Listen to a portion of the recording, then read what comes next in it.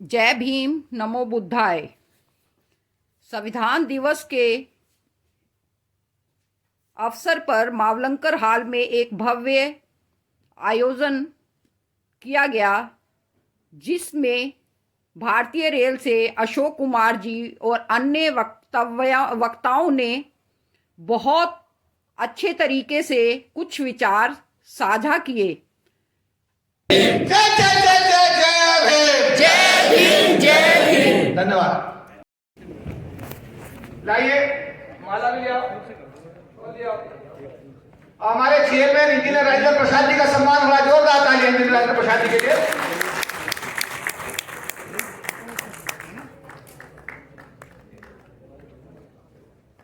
जोरदार तालियां। बुका दो, बुका दीजिए चेयरमैन अशोक कुमार जी को जरा अच्छा और बड़ा करके बुके देकर माला पहनाकर उनका सम्मान करें।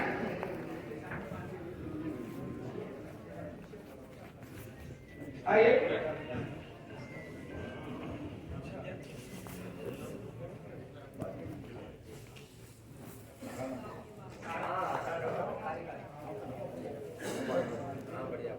तो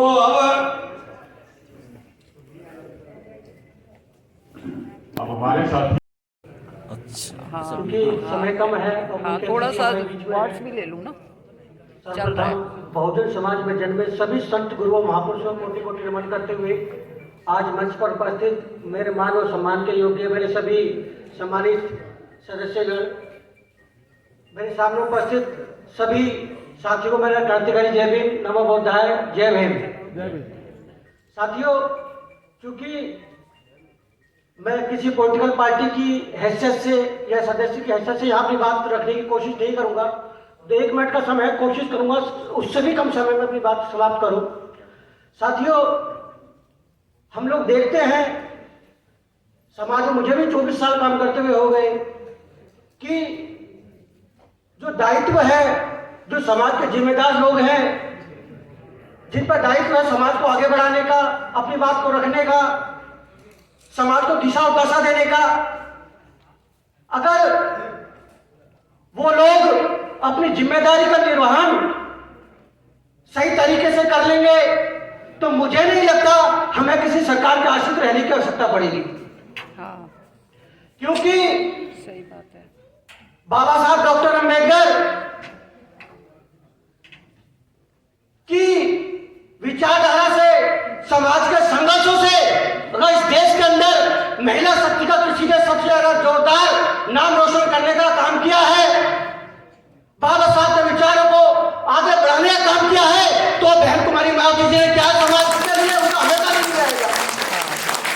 मैं किसी पॉलिटिकल पार्टी की हैसियत से इस बात को नहीं कह रहा, लेकिन इतना जरूर कहता हूं, समाज में जो भी, चाहे वो महिला शक्ति है, चाहे हमारे पुरुष साथी हैं, समाज के किसी भी कोने से आते हैं, किसी भी पॉलिटिकल पार्टी से आते हैं, जो समाज का सुख और दुख को अपना मानकर काम करने का काम करेगा, हमारा समाज उसको सम्मान देने का काम करेगा।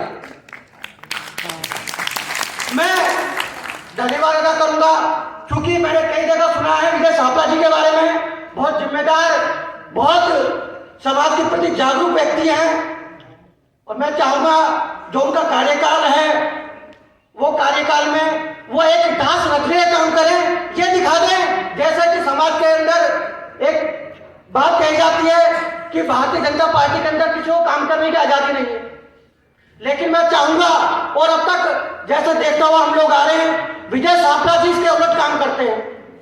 उन्होंने समाज की एक एक बातों को, एक एक गंभीर समस्या को अपना महत्वपूर्ण समय देते हुए समाज की उस समस्या को दूर करने का काम किया है। तो मैं चाहूंगा कि आने वाले समय के अंदर भी, क्योंकि समस्या बहुत सारी विकट है, हम लोग उस प्रदेश से आते हैं, उत्तर प्रदेश की धरती से, जहां सबसे ज्यादा केस इस समाज के ऊपर, दलित समाज के ऊपर सबसे ज्यादा भारत में उत्तर प्रदेश के अंदर केस दर्ज होते हैं। और दर्ज तो हम लोग कह रहे हैं जो सरकारी आंकड़ों के अंदर है, न जाने ऐसे कितने सारे केस हैं जो सोशल मीडिया के माध्यम से हम तक पहुंचते हैं और जिन पर कोई कार्रवाई नहीं होती। तो मैं निवेदन करूंगा आयोग से, आयोग के सम्मानित, अपने समाज के सम्मानित साथियों से, कि कम से कम समाज को यह मैसेज देने का काम किया जाए कि सरकार किसी की हो, लेकिन दलित समाज के साथ अन्याय नहीं नहीं होगा। इसी बात जय भीम। जय भीम।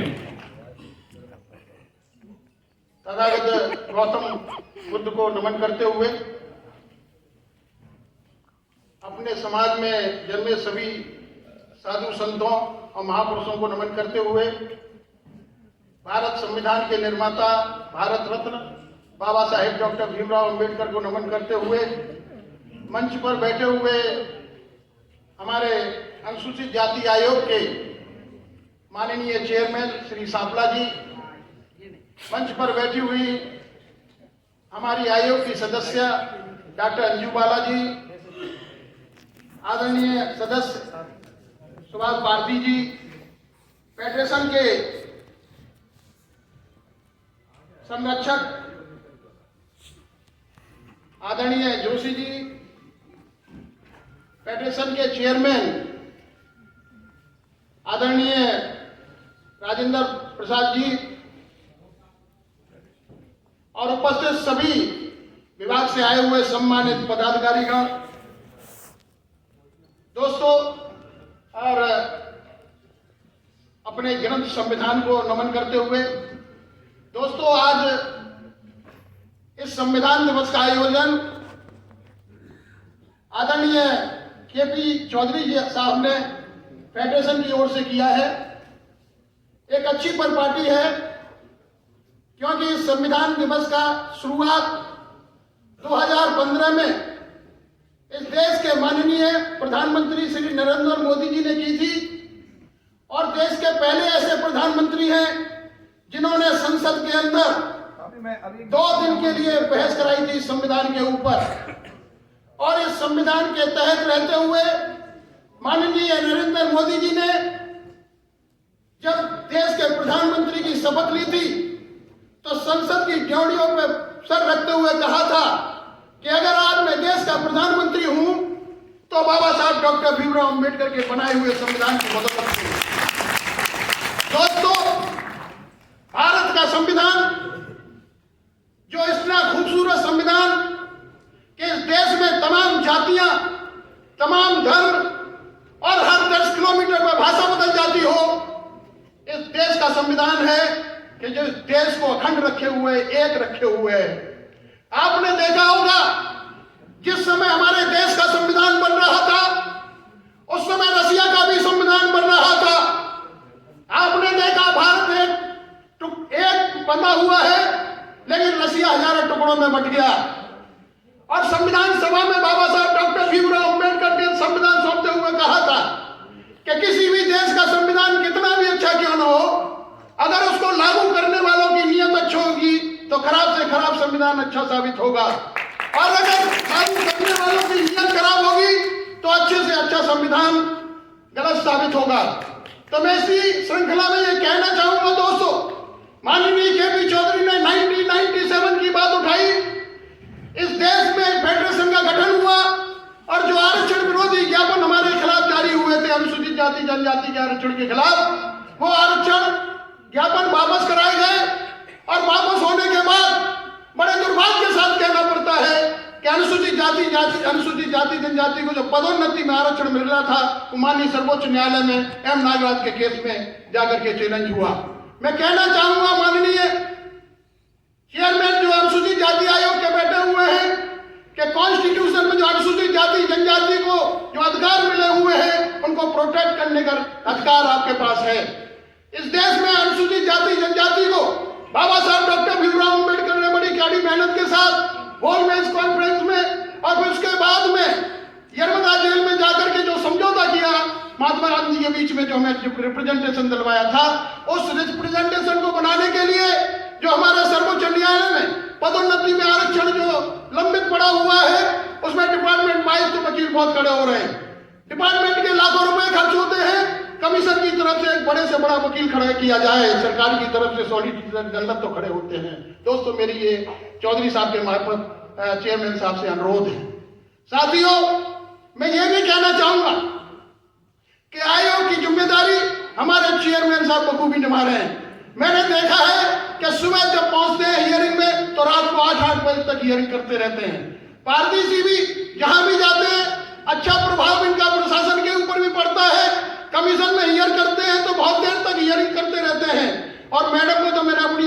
देखा है लखनऊ के अंदर कि हमारी रेलवे में डीआरएम को इस तरीके से लताड़ा और उन्होंने कहा डीआरएम साहब इस कॉन्फ्रेंस में बाबा साहब डॉक्टर भीमराव अम्बेडकर की तस्वीर नहीं है, मंगाइए, मैं अभी लगाऊंगी और इसकी तस्वीर लगाइए।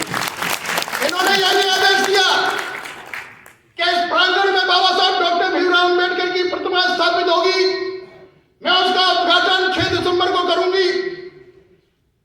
जब डीआरएम ने आनाकानी की और डीआरएम ने कहा कि मैडम ऐसा कोई दिशा निर्देश नहीं, आप प्रतिमा लगा दीजिए, उद्घाटन करा दीजिए, मेरा कोई ऑब्जेक्शन नहीं है, ऐसा काम कर रही है हमारी अंजू बाला की। दोस्तों, मैं ज्यादा चर्चा न करते हुए सिर्फ इतना ही कहना चाहूंगा, माननीय चौधरी जी, जिस तरीके से आपने फेडरेशन को फिर एकजुट किया है और जिस तरीके से आपने all India SC/ST railway employees association के तमाम पदाधिकारियों को यह जिम्मेदारी दी है, मैं आपको विश्वास के साथ कहता हूं कि कोई भी आंदोलन अगर 1997 की तरह से होगा तो all India SC/ST railway employees association का एक एक कर्मचारी आपके कंधे के कंधा मिला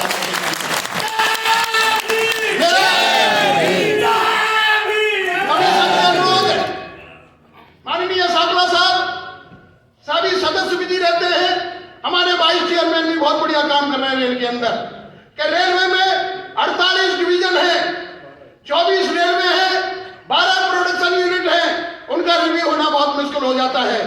तो मेरा आपसे एक छोटा सा अनुरोध है कि आपने रेलवे वाइस चेयरमैन साहब को दे रही है, बहुत बढ़िया जिम्मेदारी है, उनका अच्छी तरीके से निर्वाह कर रहे हैं, लेकिन एक जिम्मेदारी आम सदस्य को दे दी जाए जो हमारे माननीय सदस्य हैं कि जिस स्टेट में जो डिवीजन पड़ता है उनका रिव्यू करने का अधिकार भी उनको दे दिया जाए तो रेल की समस्या मैं समझता हूं जीरो हो जाएगी, बिल्कुल जीरो हो जाएगी।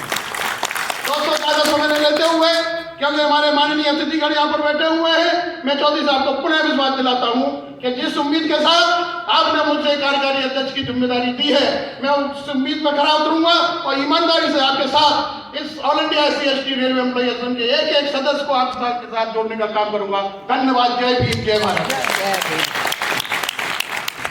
अब SC है तो नॉन SC है तो ये SC पे क्यों आ गया, इसके ऊपर तो FIR होनी चाहिए, कार्रवाई होनी चाहिए।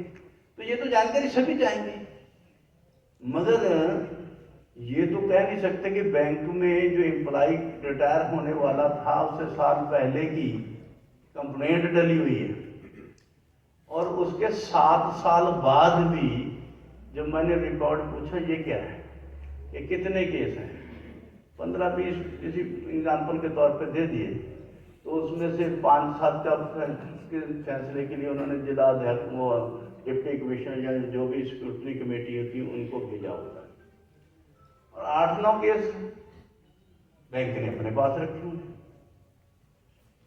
और उसके ऊपर कोई निर्णय नहीं है और उस व्यक्ति के सारे ड्यूज जो हैं वो स्टॉप कर रखे हैं।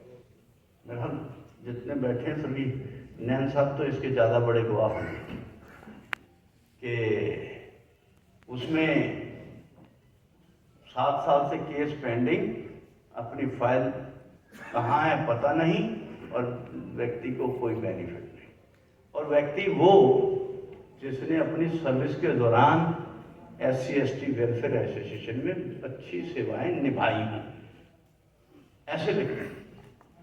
तो हमने उनके पूछा भी तुम्हारे ऊपर क्यों ना हम कार्रवाई कर दें, आपके पास क्या अधिकार है कि फाइल 7 साल 8 साल से रोक के बैठे हो, ये तो काम कोर्ट का है या डिस्ट्रिक्ट स्क्रूटनी कमेटी का है, उसके पास संवैधानिक अधिकार है, तो आप क्यों रख के बैठे। तो फिर थोड़ा सा वो कंपे हल्ला किया और मैंने जब पूछा कि आपकी कितनी ब्रांचें हैं, हर बैंक की अलग अलग ब्रांचें हैं, 21,000 तो SBI की हैं, इनके भी था कि 4-5 हज़ार बैंक ब्रांच थी और भी सभी बैंकों में, किसी एक 3-2 बैंकों की बात नहीं कर रहा हूँ, सभी बैंकों में ऐसे था। जितनी ब्रांचें हैं तो मैंने कहा वहाँ पर सफाई कर्मचारी कितने हैं, क्योंकि सफाई कर्मचारी तो कौन लगेगा, वो तो हमारे समाज के लोग लगेंगे, अंडरस्टूड है। तो उनमें से सभी का डाटा जो लिया, पहली बात तो अगर किसी के 4,000 बैंक हैं, ब्रांचेस हैं, तो एम्प्लॉय निकले 300-400 से ज़्यादा नहीं, 21,000 हैं तो 7-8 हज़ार है। तो ये भी पूछा कि ये क्या आपने ये काम कॉन्ट्रैक्ट पे करा रहे हैं, तो आधे ने कहा कि हम कुछ ब्रांचों में कॉन्ट्रैक्ट पे भी हैं। मैंने कहा चलिए कॉन्ट्रैक्ट वाली भी हो सकती हैं, मगर ग्रामीण क्षेत्र में तो कॉन्ट्रैक्ट वाला आदमी नहीं जाएगा ना। एक दो छोटी ब्रांच में एक दो आदमी के लिए कोई बहुत बड़ा कॉन्ट्रैक्टर जलंधर से तो मालूम शहर से जाके भेजने से रहा, तो वहाँ कैसे करते हैं? तो उनके पास भी कोई जवाब नहीं था। तो बीच में गुजर होने शुरू हो गई। तो बाद में कहा कि नहीं जी वो ऐसा है कि वहाँ पे डेली वो कुछ मैनेजर अपने लेवल पे कर रहे थे। तो मैनेजर भी क्या करते हैं? मैंने कहा आपके पास उनकी बिलिंग तो आती होगी कि कितनी सैलरी देते हो। तो ये भी आया कि जो सैलरी देते वो 100 रुपया दिहाड़ी या 150 रुपया दिहाड़ी, मैक्सिमम 200 मैक्सिमम होगी। और वो व्यक्ति जिसका कोई रिकॉर्ड नहीं है, सुबह बैंक खुलने से पहले आता है, सफाई करता है, और शाम को बैंक बंद होने के बाद जब उसका लास्ट लॉक लगाते हैं तब जाता है। अगर मैनेजर भी कहीं बैठा है तो तब तक बैठा है। और सबसे ज्यादा काम वो करता है और सबसे कम सैलरी वो लेता है। और ये तो मानव अधिकारों का भी, क्योंकि आप तो कलेक्टर रेट भी नहीं दे रहे हो। और कौन नहीं दे रहा? सरकार के अदारे हैं ये, और उनकी जेब में से नहीं जाने, वहां पर भी है। और इस सबसे बड़ी चिंता का जो विषय है उसमें से आप सब मेरा ख्याल कोई ना कोई भुक्तभोगी होंगे, क्योंकि इन चीजों को देखने वाला कौन है? इन चीजों को देखने वाला वो हमारे समाज के कुछ लोग लगाए हैं। रिजर्वेशन सेल होता है।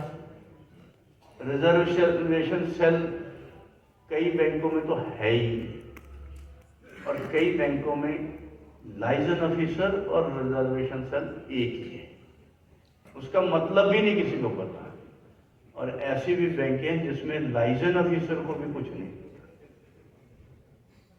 और लाइजन ऑफिसर तो ऐसे हैं कि यानी अगर हम उनको कुछ कहें तो फिर कहना देखिए कि एससी कमीशन तो एससीओ को प्रताड़ित कर रहा है। मगर हमने दाव जो है वो उनके लिए, जिनके लिए रखा है, उस मंतव्य के लिए तो कुछ है ही नहीं। और कई जगह जब हमारे पास केस आते हैं, मैं हर डिपार्टमेंट को जिसको बुलाता हूँ सबसे ये कहता है कि अपना लाइजन ऑफिसर को लेके आना। और जब उनसे पूछते हैं तो उनको पता ही नहीं होता कि क्या हुआ है। और ये पूछते कि कभी आपने इस केस को सुना? नहीं। और ऐसी भी बैंक है जिसमें बैंकों की मीटिंग हुए बहुत सारा, इसमें कुछ कहीं ना कहीं गलतियां हमारी भी रही होंगी, क्योंकि मैं तो एक दो बैंक तो ऐसे थे जिन्होंने जब से स्थापित हुई कोई रिव्यू करने ही नहीं किया। एक दो ऐसी भी थी जिनमें 10 साल से ऊपर ही समय है, किसी का 10 साल से कम नहीं है, रिव्यू करने नहीं गए। गलतियां कहीं हमारी भी होगी, और जब देखने वाला कोई नहीं होता तो नीचे नहीं।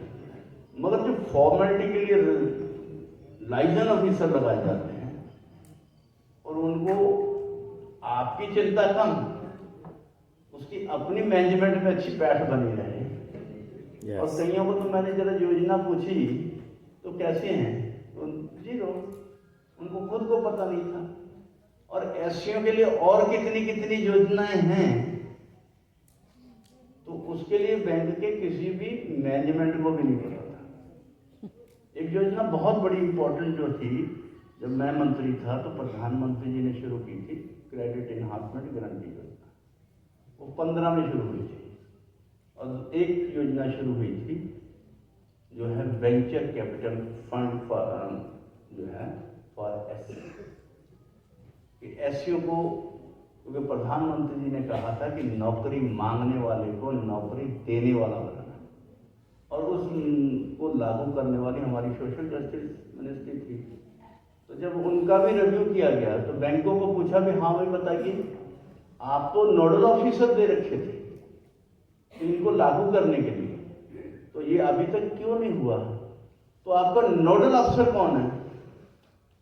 तो बैंक की मैनेजमेंट को यही नहीं पता था कि हमारा नोडल ऑफिसर कौन है। किसी भी बैंक को, एक की नहीं, जितनों को रिव्यू किया किसी को नहीं।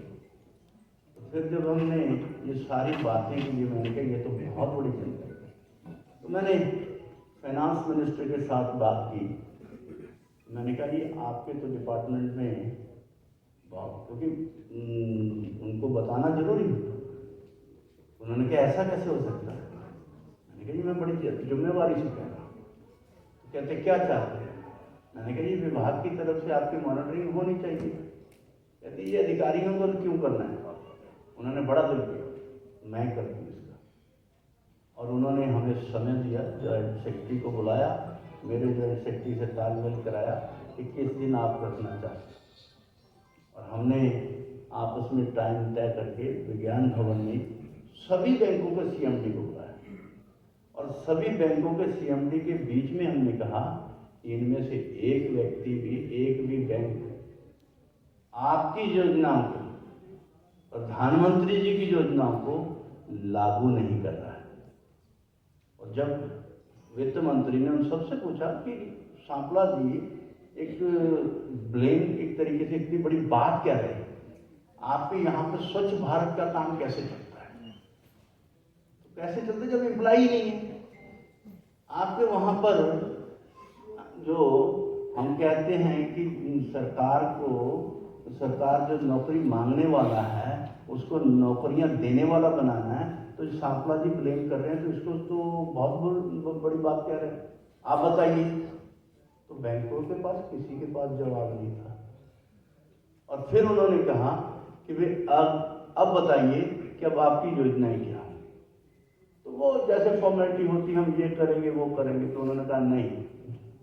वित्त मंत्री ने हमारी कमीशन की ज्वाइंट मीटिंग जो हुई उसमें खुद कहा कि सभी बैंकें अपना बैकलॉग भी देंगी, सभी बैंकें अपनी स्वच्छता को भी ठीक करेंगी और 31 दिसंबर तक उनको सभी जो पोस्टें बैकलॉग है उसको फुलफिल करने के लिए हमें 31 अक्टूबर तक आप डाटा देंगे और 31 दिसंबर तक हमें ये बताएंगे कि इसको फुलफिल कब कब करना है। और ये सब योजनाएं जो है बनाने के लिए वित्त मंत्री, और मेरा ख्याल ये इतिहास में पहली बार कभी भी किसी भी चेयरमैन ने किसी केंद्रीय सरकार के किसी वित्त मंत्री को कहा कि ये अनियमितताएं हैं। और ये उन्होंने ये भी यहाँ तक नहीं कि भी इसको छुपा के रखा, उन्होंने प्रेस कॉन्फ्रेंस किया कि ऐसे करके बताया और हमने ये कहा, और ये भी उन्होंने अनाउंस किया। हमने भी प्रेस कॉन्फ्रेंस की, उन्होंने भी किया। और वित्त मंत्री ने कहा कि ये हम कार्य करेंगे और बैकलॉग को फुलफिल करेंगे। यानी उत्तम कहा जब हमने उसको प्रूव किया कि अनियमितता नहीं। और इस तरह के बहुत सारे, ऐसा कोई विभाग नहीं है रोस्टर किसी में कंप्लीट नहीं, बड़े लगे। तो हमने उनके लिए ये कहा कि किसी के पास एक्सपीरियंस ही नहीं, हमारे लाइसेंस अफसर को पता नहीं है, ऐसे रिजर्व से हमको होता ही नहीं है। तो फिर हमने डीओपीटी से पैनल मांगा है कि हमें 5 लोगों का एक्सपर्ट जो हैं वो बताइए, और जो कहता है कि हमने रोस्टर बनाना हमारा जल्दी बनाएंगे, हम कहते हैं इनमें से 5 लोगों में से एक आदमी चूज कीजिए और वो बताइए जो आपका रोस्टर को ठीक करे। मगर ये कहूँ कि मैं इतने में मैंने काम कर दिया, काम बहुत बड़े और जो है अकेले के बस में नहीं। आज जो संविधान लिखकर उसको लागू करवाया डॉक्टर अम्बेडकर जी के, वो भी अकेले के बस का नहीं था, क्योंकि लॉबी बहुत बड़ी थी जो रोकने वाली थी। मगर ये तो उनकी हिम्मत थी कि उन्होंने किस तरह से लोगों को लॉबिंग करके बनाया। क्योंकि डॉक्टर अम्बेडकर अकेले सीधा रख देते तो शायद ना होता, मगर उसके लिए उन्होंने लॉबी तैयार की कि जो उस काम को सिरे चढ़ा सके। और इसलिए अभी हमें भी ऐसी एक लॉबी तैयार करनी होगी कि जिसे इन सबको कार्य करने के लिए सभी के ऊपर प्रयास करें। क्योंकि केपी चौधरी साहब तो नेता है, तो मेरे पास तो